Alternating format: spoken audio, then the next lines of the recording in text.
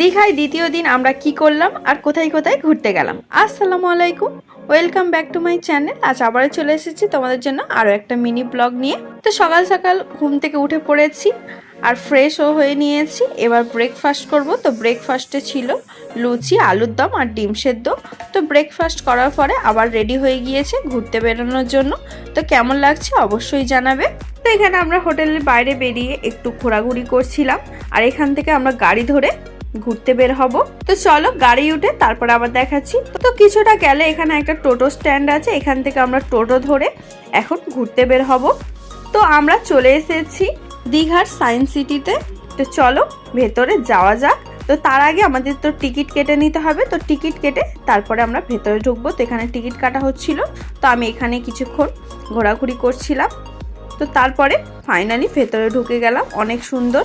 আর ভেতরে সেইভাবে আমি ক্যামেরা করিনি, আর এখানে মনে হয় ভিডিও করা অ্যালাউ ছিল না। তো তারপরে সেইভাবে আমি ক্লিপ নিইনি। তো ওখান থেকে বের হয়ে আশপাশটা একটু ঘোরাঘুরি করছিলাম। তো এখানে ঘুরছিলাম, অনেক বেশি মজা করছিলাম। আর রোদ্দুরে এত বেশি কষ্ট হচ্ছিল কি বলবো।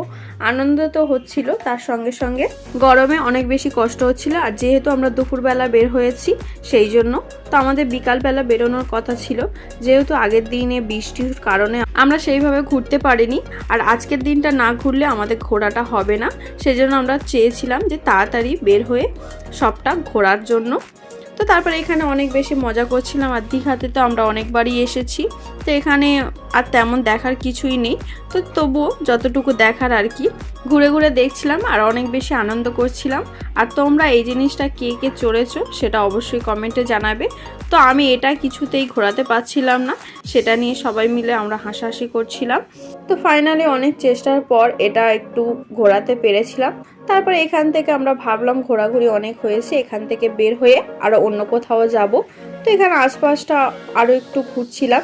তো এখানে অনেক সুন্দর। সায়েন্স সিটিতে তোমরা যারা আসোনি তারা অবশ্যই একবার এসে ঘুরে যেতে পারো, অনেক বেশি ভালো লাগবে বাচ্চাদের জন্য, বিশেষ করে অনেক বেশি ভালো একটা জায়গা। তো এখানে বাচ্চারা আসলে অনেক বেশি খুশি হয়ে যাবে।